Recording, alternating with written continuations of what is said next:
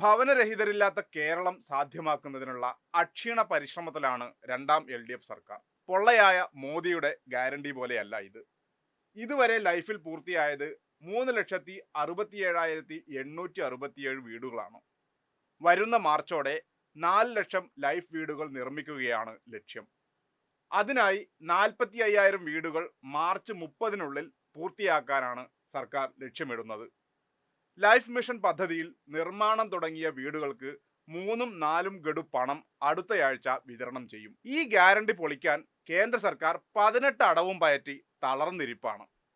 4 ലക്ഷം വീടുകൾ എത്രയോ നേരത്തെ പൂർത്തിയാകേണ്ടതായിരുന്നു. സംസ്ഥാന സർക്കാരിന്റെ പൊതു കടമെടുപ്പ് പരിധിയിൽ ലൈഫ് പദ്ധതിക്കുള്ള ഹഡ്കോ വായ്പ കൂടി ഉൾപ്പെടുത്തി കേന്ദ്ര സർക്കാർ പദ്ധതി തകർക്കാൻ ശ്രമിച്ചതുകൊണ്ടാണ് ഇത് ഇത്രയും വൈകിയത്.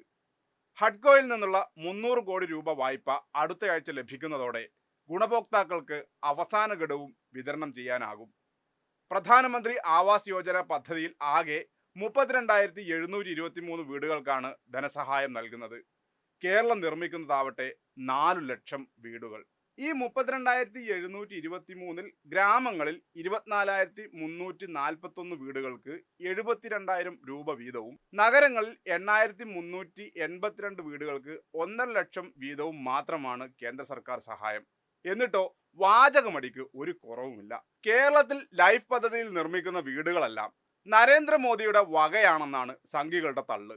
അത് മാത്രമോ, വീടിന്റെ മുന്നിൽ നരേന്ദ്രമോദി ഈ വീടിന്റെ ഐശ്വര്യം എന്ന ബോർഡും കെട്ടിത്തൂക്കണം എന്ന്. വീട് നിർമ്മിക്കാൻ 4-1 സഹായം നൽകുന്ന മോദിയുടെ ഫോട്ടോ 4 കീറി അതിലൊരു ഭാഗം വീടിന്റെ മുന്നിൽ പതിപ്പിച്ചാൽ പോരെ? അല്ല, അതല്ലേ അതിന്റെ ഒരു ശരി? ഏതായാലും പോയി പണി നോക്കാൻ പറഞ്ഞിട്ടുണ്ട് പിണറായി വിജയൻ. ഇജാതി ഉടായിപ്പൊന്നും കേരളത്തിൽ നടക്കുന്ന കാര്യമേ അല്ല.